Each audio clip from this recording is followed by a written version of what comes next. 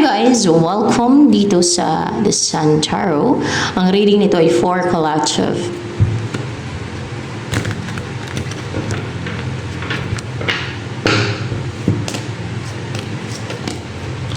So, wait for truth. Malakas ang perception.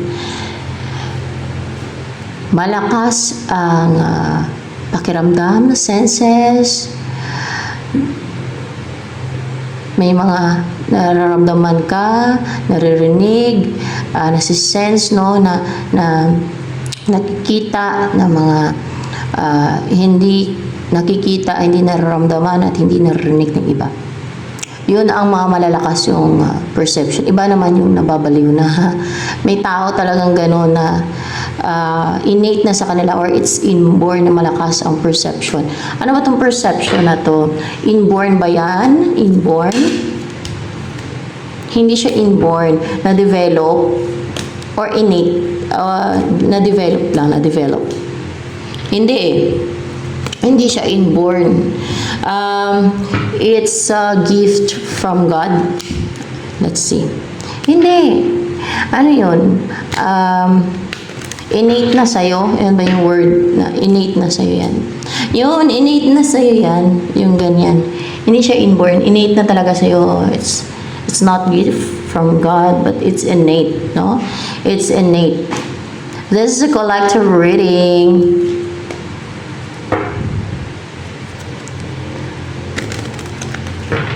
Collective reading or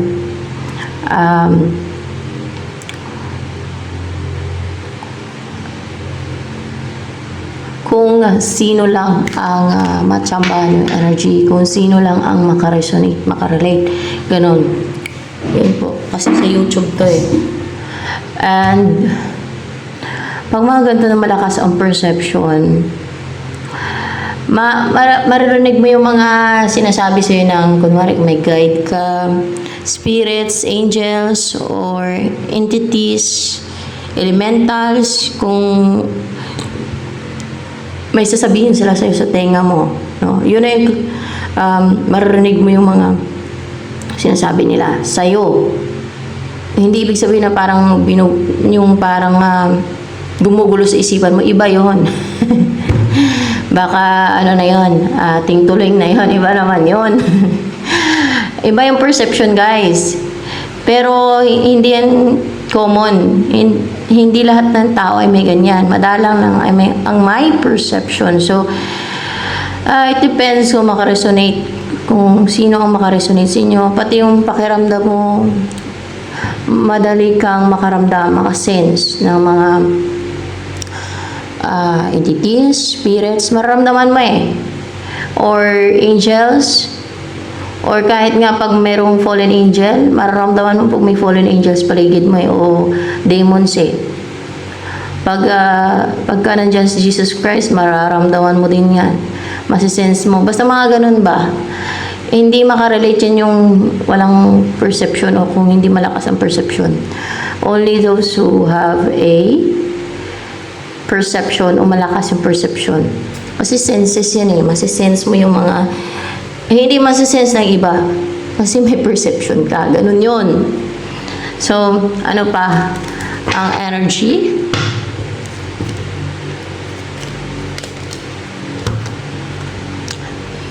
Confident. And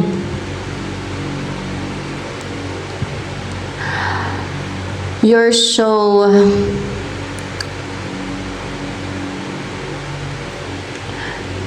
strong mentally, na may believe ka sa sarili mo, and nagpapakatotoo ka. That's your true self. That's the true you. That's the real you. Hindi mo ginagaya yung ibang tao. You're confident to show your true self, na kung ano yung nakikita nila, ayan ka. O confident ka, ayan ka eh. Yan ang totoong ikaw. As long as hindi ka naman namimerwisyo, hindi ka naman nanlalans, hindi ka nanlalamang, hindi ka nandaraya, hindi ka nagpe-pretend, wala kang kinukuha sa kanila, hindi mo sila ninanakawan, hindi mo kinukuha yung sa iba, o diba? Kunwari, kung confident ka, that's the real you. That's the true you. Yun. Ano pa? Energy.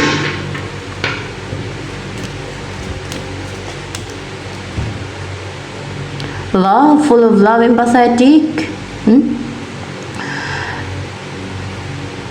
Dahil sa love mo, may mga nag-transform, may mga nagbago na tao dahil sa may mga nagbago na tao dahil sa love mo, sa empathy mo. Alam nyo guys, minsan yung love ay ang tingin ng iba nakaka-pressure, nakaka-suffocate, no? Yung kunwari, kasi what is love? You care. Yung nakakaramdam ka ng affection, empathy, care, awa, habag, yun ang love. So kung wala ka nun, wala kang pagmamahal. Kaya nga, kung nagki-care ka sa isang tao, gusto mong mapabuti siya. 'Di ba? Yun ang love. May empathy ka, ayaw mo siyang mapasama, mapariwara, malis ng landas. Yan ang love. Hindi ibig sabihin na yung love ay naka-focus sa sa magkarelasyon, ha. Hindi ganoon. Pwede kang makaramdam ng love sa yung maawa ka ba, ganung love, care, affection. Wag lang maduming utak kasi wag abusado. Pagka may nagki-care, affectionate, loving, be thankful na may care siya. May care ang mga taong yan o yung taong yan. Kasi madalang lang, lalo sa ngayon, ang mga ganun. Kadalasan mapang take advantage, mapanlinlang, mapanlamang. At manggagamit pa. Utakan ka pa.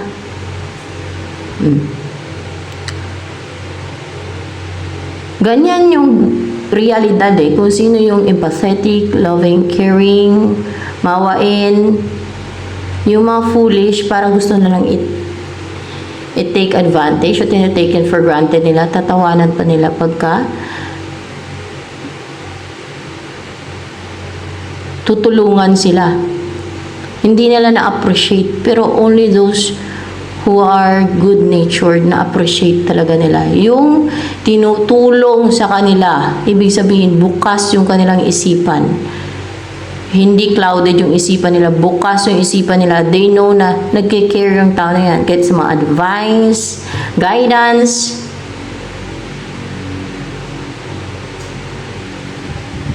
Ang mga full ayaw nilang advicean o i-guide. Kasi alam na daw nila lahat. Yun dyan.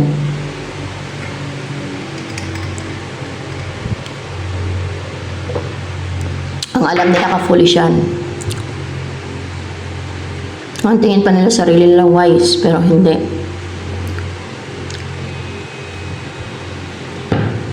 Nakikita yun sa gawa nila.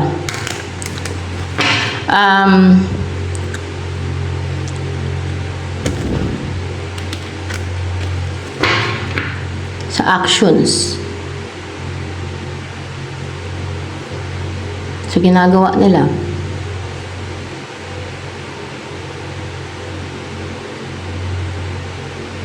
Yung mga foolish na tao, kadalasan namumuhay ng toxic na buhay o parasitic lifestyle. Ganon. Instead na maging matulungin o makatulong o yung maghangad na makatulong ay mamisti sila, mamisti sa iba. Mang-ruin. Ganon. Mang-harm. Tama ba yung ko sinasabi ko? Tama. Tama daw. Tama, di ba?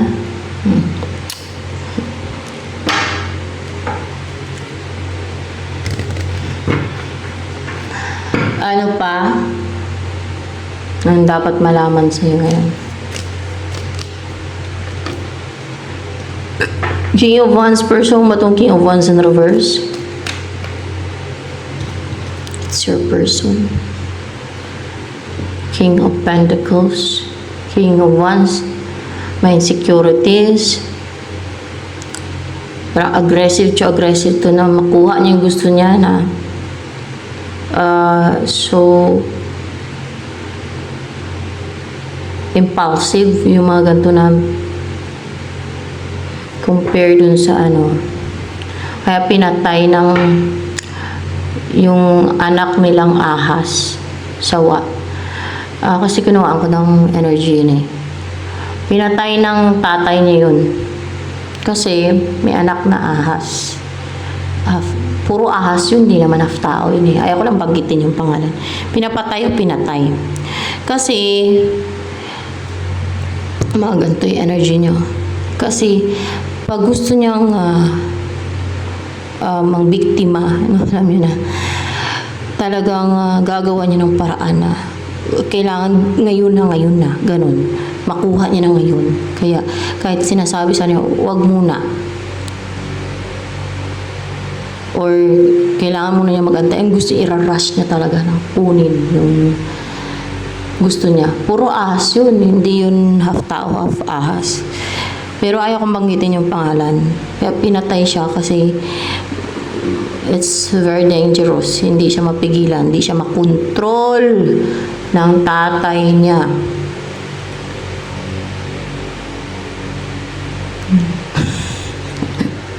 Noon pa yan. Ayaw ko lang banggitin. King of Pentacles. So, ganito yung energy ng person mo. Ayan. At insecurities din to for sure. Parang kung may gusto siya, gusto niya i-rush pa. Pero, hardworking, masipag naman to. Hardworking, yes, with the King of Pentacles. Ito yung main energy niya, King of Pentacles. King of Pentacles. Mag-message yun sa'yo? Hindi. Tatawagan ka niya? Hindi. Pupuntahan ka niya? Merong 8 of... Hindi. Clarification lang kasi ito eh. Kung ito yung kanyang energy or main energy. Masipag, masikap sa buhay. Ano to? Nagra-rush na makasama ka na. Hindi. Nagra-rush na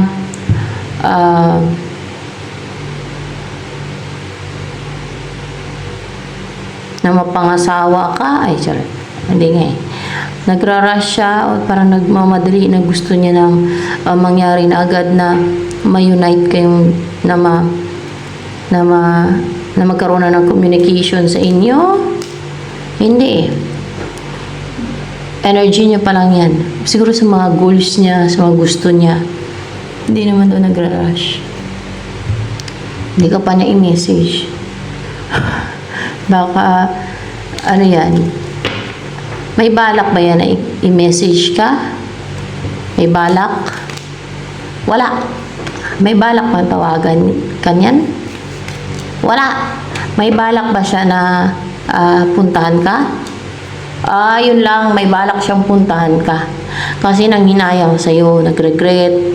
Dahil malungkot siya, nag-grief, umiiyak. Dahil sa'yo. Hindi, nag-grief lang o malungkot. Parang frustrated dahil wala ka sa buhay niya. Ayan. Dahil lumalayo ka na din sa kanya. Parang tumalikod ka na din sa connection niyo na iniwanan niya din eh. Emotional na panghinayang sa'yo. Kaya gusto ka, balak niyang puntahan ka. Ayun ang balak niya. Ang puntahan ka. At anong balak niya? Puntahan ka. At ano pa ang balak niyan sa'yo? Ni King of Wands in reverse na yan. 7 of Pentacles in reverse. More clarification sa balak sa'yo ni King of Wands in reverse na yan.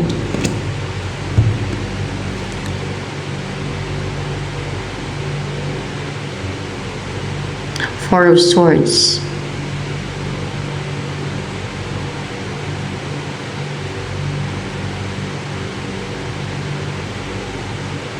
Yung harangan ka.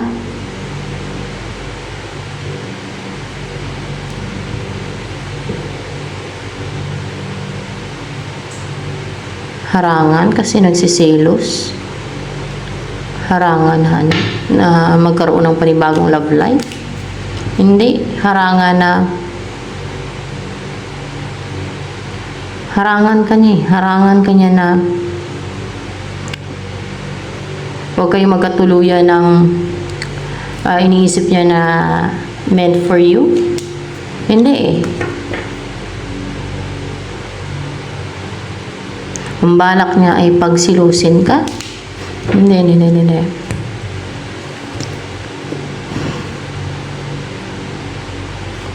Na hindi na matingga pa yung koneksyon ninyo. Na hindi na matingga.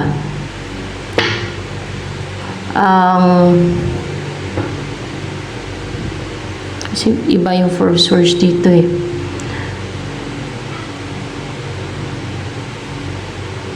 Balak niya ipakita na nagsiselo siya. Yun. Iba kasi dito. Balak niya ipakita na nagsiselo siya. Kung may ibang nagkakagusto sa'yo, nakipag-flirt sa'yo, kung may iba ka na ngayon, pwede din. Balak niya ipakita sa'yo na nagsiselo siya. O iparamdam sa'yo, ipakita niya sa'yo na nagsiselo siya. Sa options mo. Sa options mo. Nagsiselo siya sa options mo. So, kung kayo yung walang options, ay it's not true reading.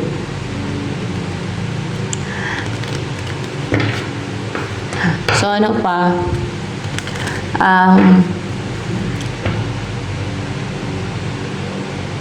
Feelings ni, ito daw yung main energy niya, ni King of Pentacles na yan sa'yo.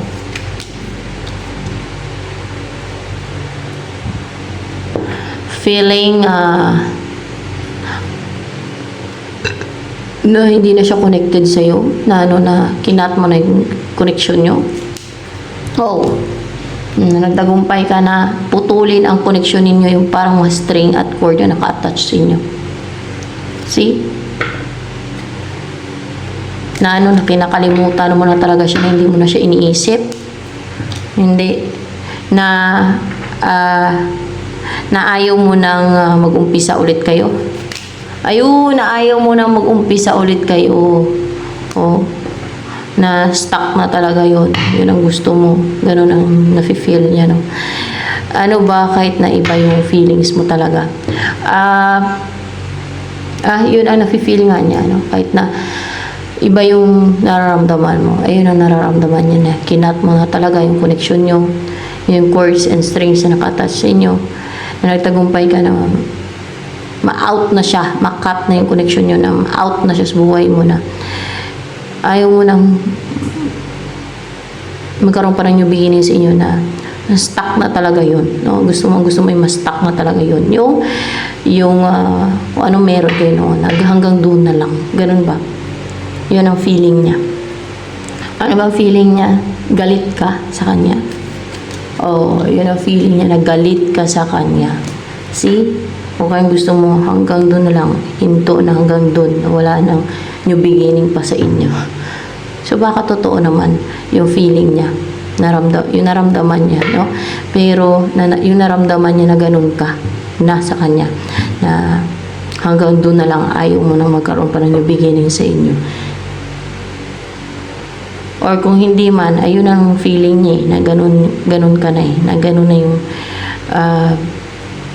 gusto mo ano ang iniisip sa'yo ngayon ni King of Pentacles na yan? Take me to the night, fallen to the dark side.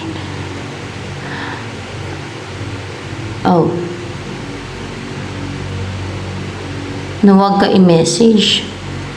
Dahil hindi naman magkaroon ng stability sa inyo. Dahil hiwalay kayo. Dahil hindi naman magkaroon ng stability sa inyo. Hindi, dahil hiwalay na kayo. Hindi eh. Huwag ka i-message kasi maging unstable lang siya. O see?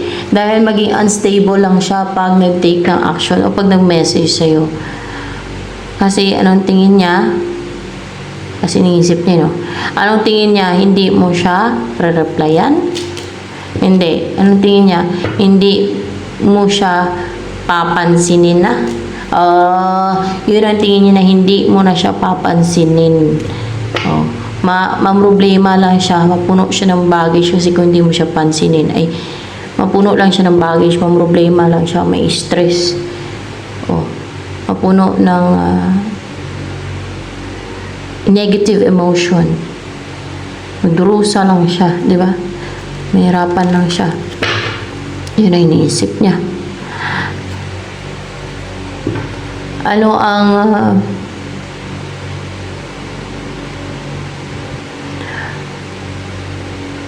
decision ngayon ni King of Pentacles na gagawin niya towards you? Ano kaya to? Iba yan na, decision niya yan. Five of Wands. Once with the Five of Wands here sa decision ni King of Pentacles niya na gagawin towards you. Gagawin niyang lahat, ipaglaban ka niya. Kahit may humaharang pa, kahit na mag-away kayong dalawa. Kahit mag-away kayong dalawa, kahit maging cold ka pa sa kanya, kahit maging matigas yung puso mo sa kanya, kahit ay paglaban ka niya. Kahit magalit ka pa sa kanya. Kahit magtalo kayong dalawa, talagang gagawin niya lahat, gagamitin niya ang lahat ng meron siyang pwedeng gamitin, lahat ng tools niya. Kahit gagawa pa ng tricks, manipulation, magsinungaling, para lang makuha ka niya. Para lang, ito yung tingin niya sa'yo ngayon, cold, na naglalagay ng boundary. Tinatandaan mo na o nakatatak sa isip mo yung managawa niya sa'yo. Hindi, yung mga nasabi niya sa'yo. Yung mga nasabi niya sa'yo. See?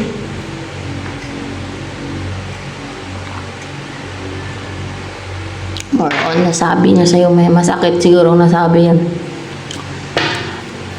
Na alam niyang nakasakit talaga ng damdamin mo.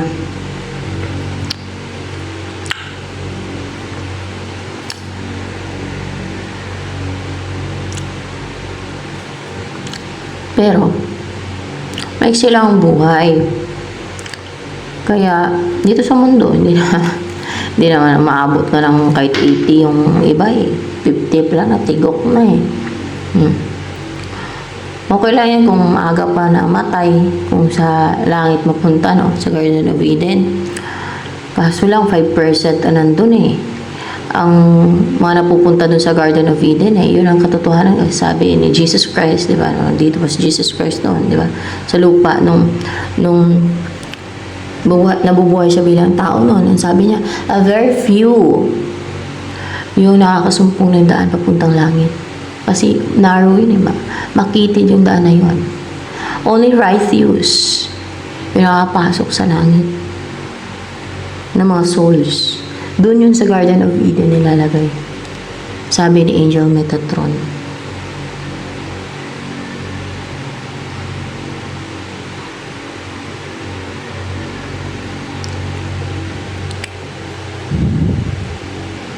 Magtaka kayo kung bakit ko nakakausap yung mga anghel dito na ginaguide nila ako. Ay, medium kasi ako, guys. Ganun ang medium. Kaya tarot reading to at medium ako at may connection talaga ako sa kanila. Kahit sa God. Kahit sa vision ko nga bata pa lang ako. Pinapanaginip na ako ng God. Pero hindi yung panaginip. Vision yun. Vision ang tawag dun.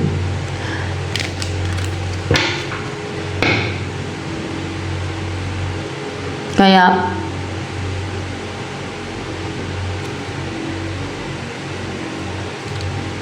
nakakausap ko sila, natatanong. Sinasagot nila yung tanong ko. Kaya kunti lang talaga yung nakakapasok ng mga kaluluwa dun sa langit. 5% lang daw. Bakit si Angel Metatron na ang sumagot? Kasi nga siya yung may hawak ng Book of Life. Sa lahat ng mga namatay out of 100%, 5% lang nandun. The rest, iba sa purgatorio, iba ay sa impyerno. Sa impyerno ata puno dun. Yun ang katotohanan eh. Na hindi matanggap ng mga taong patuloy na gumagawa ng masasama, kasalanan, mapang-imbot sa kapwa nila, maingitira, mga ganon, mga evil doers, mga maskim at deceitful, mapanghalit. Hindi nila mamuhay ng matuwid kasi pang lamang, panlansi, panghalit, paggawa ng evil, witchcraft, harm. Dahil sa inggit, baka Diyos mayo. Bakitid ng utak ng mga ganong tao.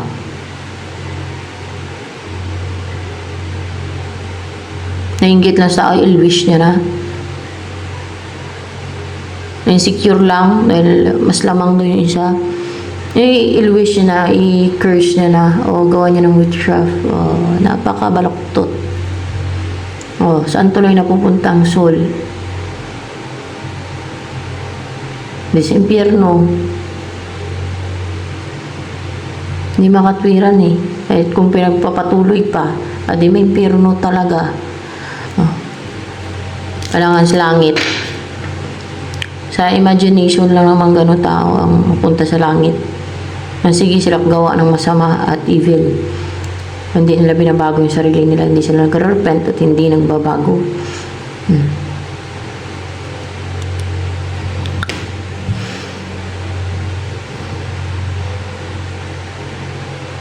Sabihin ng mga ulit-ulit yung sinasabi ko dito, mga ganyan. Mission ko yan, guys. God mismo nagsabi sa akin yan. Mission ko at mga anghel. At si Jesus Christ. Mission ko yan. Walang alam dyan yung mga walang alam sa spiritual. At walang connection sa langit. Kasi even realm at mga celestial beings. Walang alam yan. Yung may nakakaalam yan, yung may connection sa, yung guided sila ng angels. Yung may connection din sa langit. Tungkol sa mga misyon na yan. Ang spiritual na kaluluwa ng mga taong kakonect nila at mga demonyo ay walang alam yan. Dahil separate yan. Ano alam ng mga yan?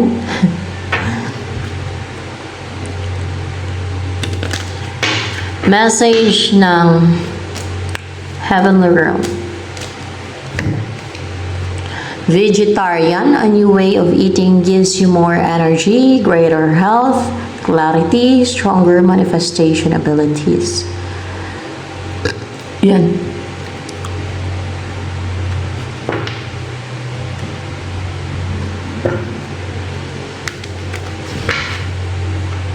Ito mga na-transform mo ng mga tao na nagbago, nag-change kasi yung mga nagbago doon ng mga tao dahil sa love and empathy mo because you care. Siguro ginaid mo sila, in-advisean, ganun. Dahil ba sa advice mo at sa guidance mo, sa guide mo sa kanila kung kaya nagbago sila, nag-change. Hindi. Dahil saan? Sa natakot sila sa consequence na sinabi mo na mangyari sa kanila kung di sila magbago. Dahil sa may nasabi ka ng consequence, na maging consequence. So see, that is love, ha? Yung katulad niya na and that is wisdom. Na, pero totoo siya, hindi kasi nungalingan yan. Yung wisdom. Natakot sila dahil sa maging consequence kung ipagpatuloy nila ang paggawa ng evil at masama o yung mga masama nilang ginagawa or yung evil doings pati nilang ginagawa o yung pagiging evil. Kaya nagbago daw sila. So that's good for them. You help them to change And bravo. Bravo. Yeah. O, diba?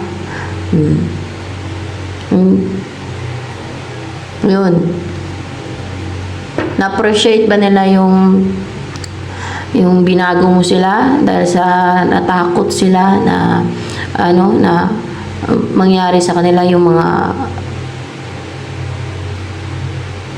pwedeng mangyari sa kanila pag pinagpatuloy nila yung mga masama nilang gawain. Na-appreciate ba nila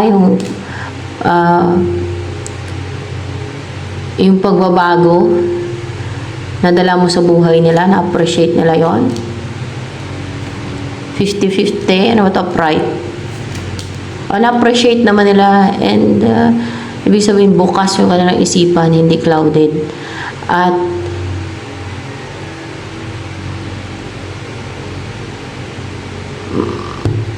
makakasumpong na yan sila ng wisdom, yung mga nagbago na yan. Huwag lang silang bumalik sa kanilang masasamang gawain at mga ano. Kasi ganun pa rin. Instead na maiwas na sila sa impyerno, pag bumalik sila, ay, diretso sila sa impyerno niyan. Yeah. So,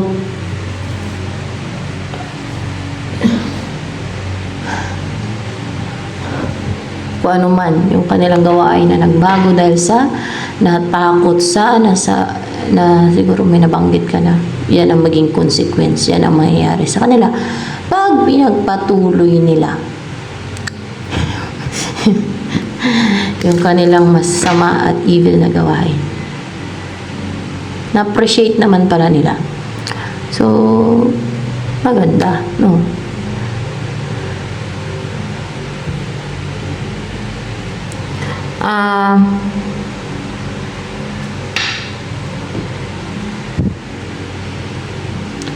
Anong darating sa'yo?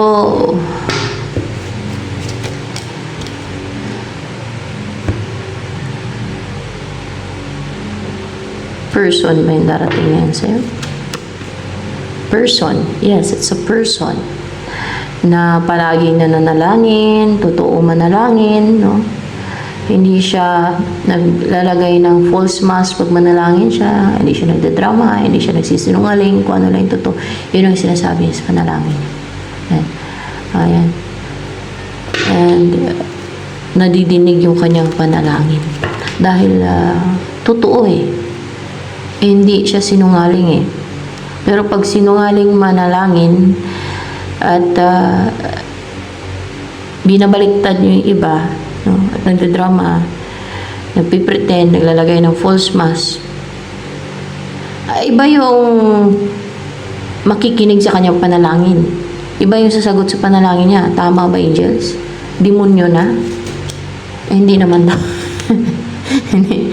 Ano ibig sabihin nun pagka mga ganun na naglalagay ng false mask at sinungaling? Parusahan palang God? O paparusahan parang God pala yun eh, yung mga ganun eh, na nagdadrama at binabaliktad niya yung iba, yung nagsisinungaling siya, yung naglalagay ng false mask. Paparusahan parang God yan, yung kanyang tao. So isa pa yan.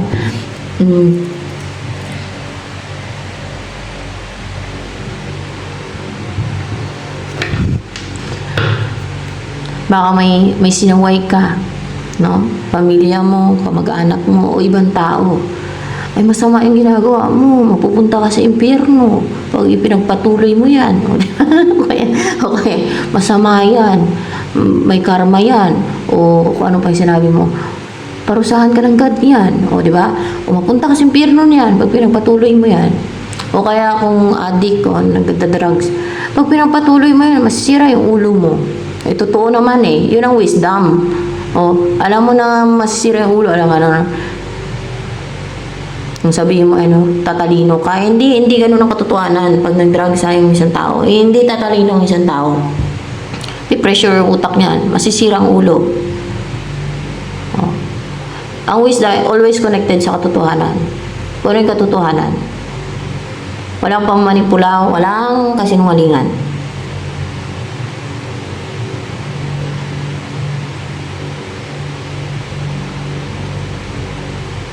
Ma-intimidate, oo. Matatakot. Kasama na yun sa wisdom. Tulad no, kay Solomon na hatiin niya daw yung bata. No? Oh, doon niya nalaman tuloy kung parang palukulukuhan lang yun ba na kunwari hatiin yung bata. Kunwari niya lang yun na hatiin yung bata para malaman niya kung sino ang totoo ng magulang na nanay. Kasi yung totoong nanay ay magkikare talaga at maawa sa anak niya. Ayaw niya mahati yung anak niya.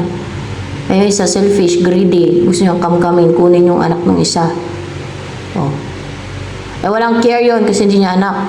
At selfish yun, greedy.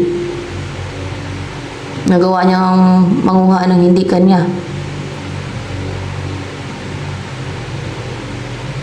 Basta malaga, makuha niya yung gusto niya.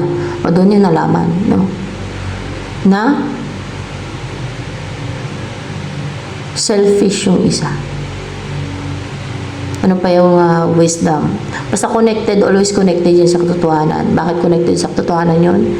Kasi yung totoong ina magkikare sa anak niya. Iba-iba yung wisdom eh. Pero you will gain wisdom through observation. Through observation na kunwari ay nakita niya na walang care sa bata o hindi magkakaroon ng care na kahit mamatay yung bata, yung hindi tunay na nanay. Pero yung tunay na nanay kasi anak niya yan, ayaw niyang mapahamak, ayaw niyang mamatay yung anak niya, kaya magparaya na lang siya. O ganun yun. Ano pa yung madaming ano, you can acquire wisdom through keen observation, sa pag-obserba sa paligid mo, sa mga pangyayari, sa mga nangyari at through your experiences, buhay at experiences ng iba. And also, you can gain wisdom kung may connection ka sa mga angels. Kung medium ka, kung may connection ka sa kanila, kung ginaguide ka nila, or if you are guided, then you can gain wisdom. You can also gain wisdom sa pagtatanong din. Hindi lang knowledge. Kasi madaming pwedeng ma-acquirean ng wisdom. Sabihin ng iba, wise ako, may wisdom ako. Pero ka-foolish siya ang ginagawa. Yung actions niya, madaling sabihin na wise ang isang tao, nasa wise siya. Pero madaling sabihin yun. Katulad ng pagsisinungaling, madaling magsinungaling ang ibang tao. Easy lang yun sa kanila. Hindi sila nahiya. Sanay na eh. Date na kaya. Bakit ko inano to? Sinasama sa reading. Mission ko to, guys. Mission ko po ito, ha. Hindi ako mag-add niyan sa reading kung hindi ko yung mission. Kahit manggagamot niya eh. Alam nilang may mission ako eh. Insecure lang iba kay Nenis. May mission ako. Yun ang totoo. Na may nakatakda sa akin. May sariling buhay ang bawat tao. Ako, direct lang talaga ako. Kung ano yung alam ko, kung ano yung totoo, yun na sabihin ko, alam nga naman. Magsinungaling ako, hindi nga ako sinungaling eh. Direct pa lang eh. So, eto na lamang guys, for collective reading. Sa mga baguhan po dito sa aking channel, please subscribe. Ay, gagawin niyo lahat para makuha ka. Oh. At ano pa, ang gusto niya sabihin sa'yo. Oh, nahirapan siya, bigatan siya. Buo siya ng baggage. Bakit? Nakaisip sa'yo? Hindi. Dahil gusto niya ng makarelasyon ka? Hindi eh. Dahil gusto niya na magkaroon ng movement sa inyong dalawa. So see, gusto niya na magkaroon ng movement sa inyong dalawa. Start. Ayan. Kaya nirarush niya na magkaroon na ng start sa inyo. Yun na yung nirarush niya.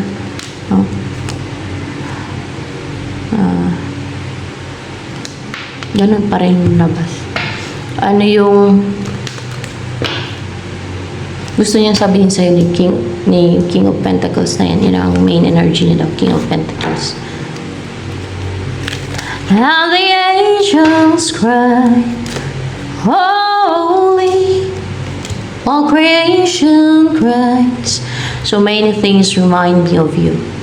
Madaming bagay daw ang nagpapa-remind sa kanya tungkol sa iyo. Ano pang gusto sabihin sa'yo, King of Pentacles? O nais siya parating siya ng King of Pentacles na person. Magra-raise daw siya. Kahit cold ka, kahit matigas yung puso mo sa kanya, kahit naglalagay ka ng boundary. Magtitake pa rin siya ng action. Yan talagang ipagpipilitan niya, ipaglalaban niya, kahit na naglalagay ka ng boundary, kahit cold ka, ay talagang matapang siya, fearless siya. Kahit magmukha siyang tanga. Kahit na talagang maging courageous to at matapang na mag-take ng risk sa'yo kahit na ayaw mo siyang papasukin sa buhay mo. Kahit na cold ka na, kahit binlock mo pa yan, kahit na ayaw mo na siyang pansinin. Kahit na out na siya sa buhay mo, na naglalagay ka na ng boundary ngayon, healthy boundary. Hindi ba siya nahiya sa'yo? Si King of Pentacles? Hindi siya nahiya sa'yo. Ano yun? Kapalan niya daw mukha niya. Kapalan niya daw mukha niya na mag-take na action sa'yo. Dahil mahal ka niya. Dahil mahal ka niya. That's why mag-take siya na action. Ano bang dahilan? Anong meron ka? Kung bakit na-in-love yun sa'yo? Si King of Pentacles. Anong kina-in-lovean yan sa'yo? Ay, talagang connected siya. Yung parang intimate. Intimate ka. Feel ka niya na sensual. Loving.